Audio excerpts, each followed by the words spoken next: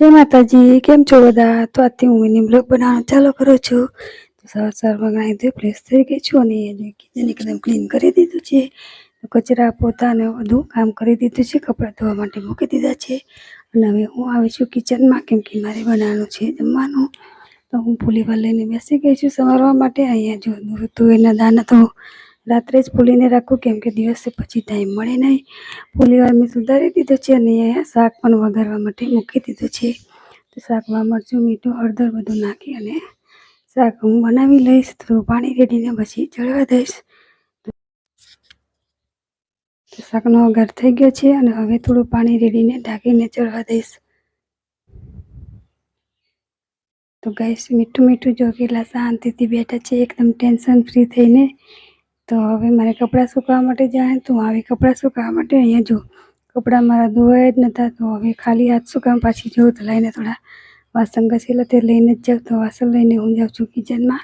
હવે મારે લોટ બાંધીને રોટલી બનાવવાની છે. તો વાસણ તો પછી હું સાવ લૂકીશ. અને અહીંયા જો વિરાટના રમકડા કેટલા બધા ઢગલો કરીને મૂકી દીધા છે.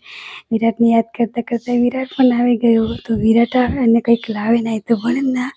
તો વિરાટ અહીંયા મકાઈના કેવડો લઈને આવી ગયો છે. વિરાટની સાથે સાથે વિરાટના પપ્પા પણ આવી ગયા છે. તો એ પણ કંઈ લઈને ના આવે, એ તો ભણે જ ના. તો એ જો વિરાટના પપ્પા શું લઈને આવે છે. તો અનુષ્કા માટે એક એસએસની ગ્રાઇડ લઈને આવે છે. કાળી સિંગ, ચોકોસ, છાશ ને બધું લઈને આવે છે વિરાટના પપ્પા. તો આનંદ જાય એટલે કંઈક ને કંઈક મંગાવવાનું જ હોય. અહીંયા જો પ્રસાદ પણ સ્વામિનારાયણનો આવી ગયો છે. તો આ બધું આવી ગયું છે. અને આ ચોમાસું આવે એટલે કીડા અને મકોડા બહુ જ આવે, એટલા માટે મેં સ્પ્રે પણ મંગાવી લીધો છે. અને વેફર બતાવવાનું તો ભૂલી જ ગઈ.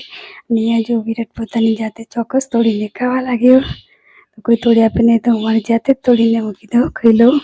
તો અહીંયા જો વિરાટના પપ્પા કપડાં ચેન્જ કરતા હોય અને કપટ વાગે, એ તો બને જ ના. પછી અમે બેસી ગયા જમવા માટે. જો શાક, રોટલી અને કેરી પણ મેં લઈ લીધી છે અને છાશ પણ વિરાટના પપ્પા લાવ્યા હતા. એ બધું બેસી ગયા જમવા માટે. અને જમવાના ટાઈમે પણ વિરાટને તો રમવાનું શું છે. તો આ તમારો નાનકડો મિની બ્લોગ.